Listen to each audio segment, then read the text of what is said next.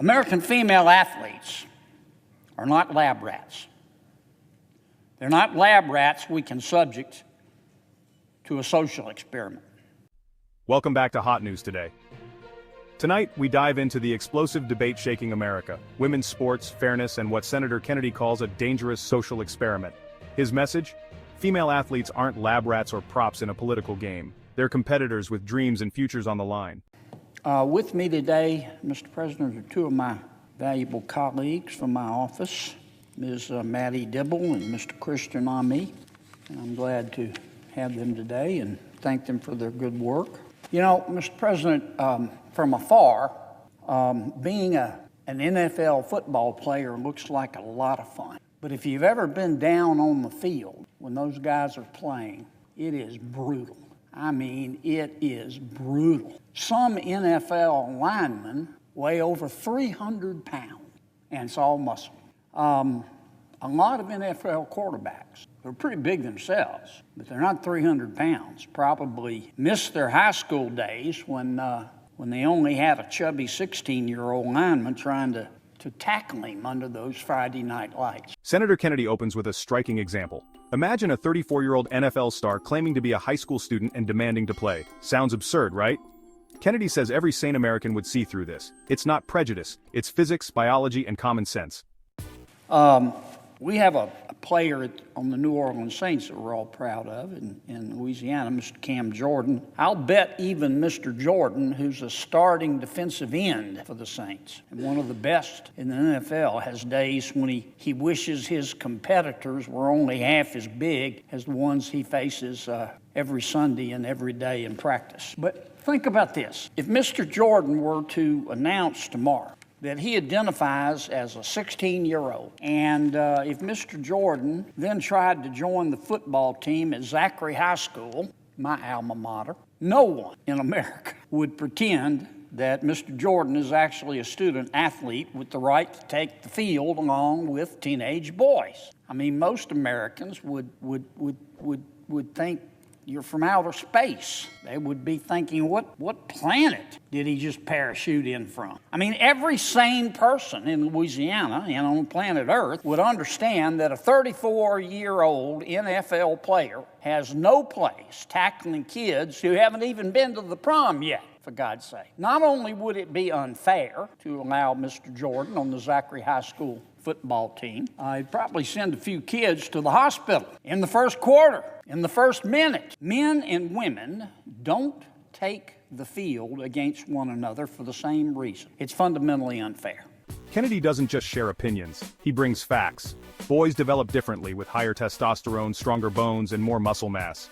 Puberty widens the gap, bigger hearts, larger lungs, and faster growth. Even Olympic champion Allison Felix was outrun by hundreds of high school boys. If you support fair women's sports, hit subscribe and join Hot News Today. The fact is you don't need a graduate degree in anatomy to know that these claims are specious. They just are. Both the medical and the physical science and the data show that men have obvious and significant advantages over female athletes. I mean, unless you're the reason that your parents drink, you know that. It's just a fact. That's how our Creator made us. Even before birth, baby boys begin developing different hormones and skeletal structures that help them outperform women athletically. Testosterone exposure in the womb before the baby is born alters brain development in boys. This improves their motor skills, increases their aggression, two traits that benefit competitive athletes. Boys also experience what doctors and scientists call a, quote, mini puberty. So that shortly after birth, baby boys will gain weight faster than baby girls. That's biology.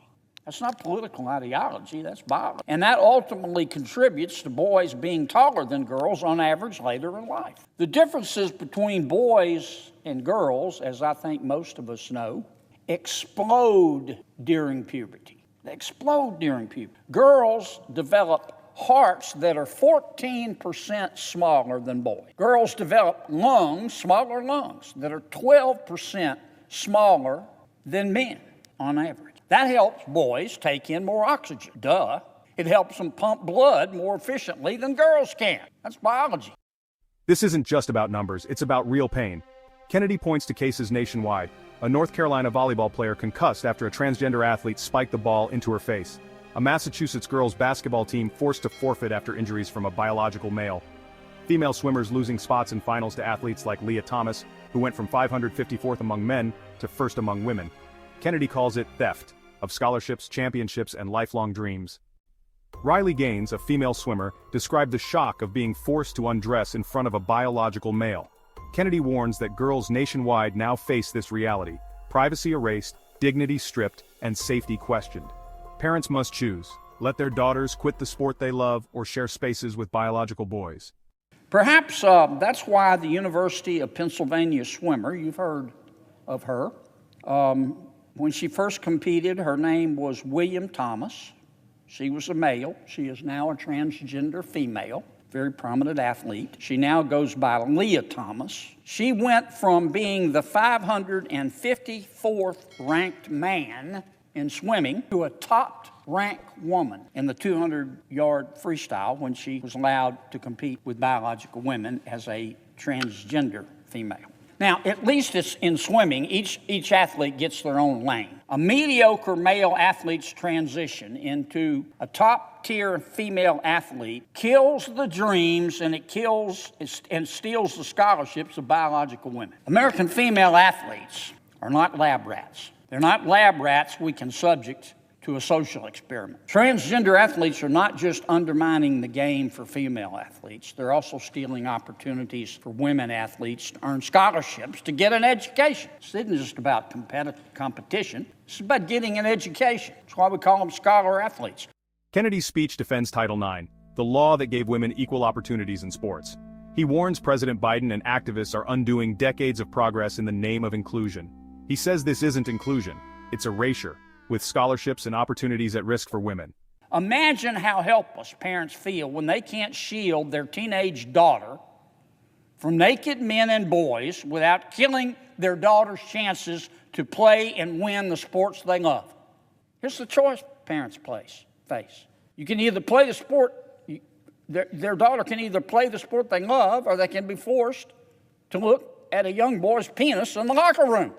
The discomfort that adults and President Biden are subjecting female athletes to should be enough for us to say that biological males should not be in the girls' locker room, let alone exposing their penises in front of those girls. Only fools would ignore the reality that some, not all now, but some men would abuse misguided gender policies for their own sexual advantage.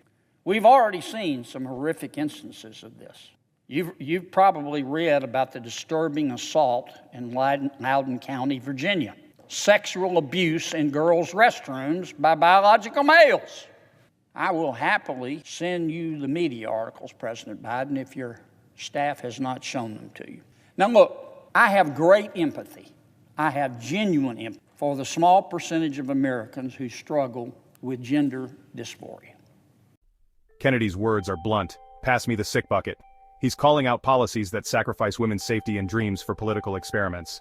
Female athletes deserve fair competition, real opportunity, and respect for biological truth. Let's keep women's sports fair, safe, and worth fighting for. Earth.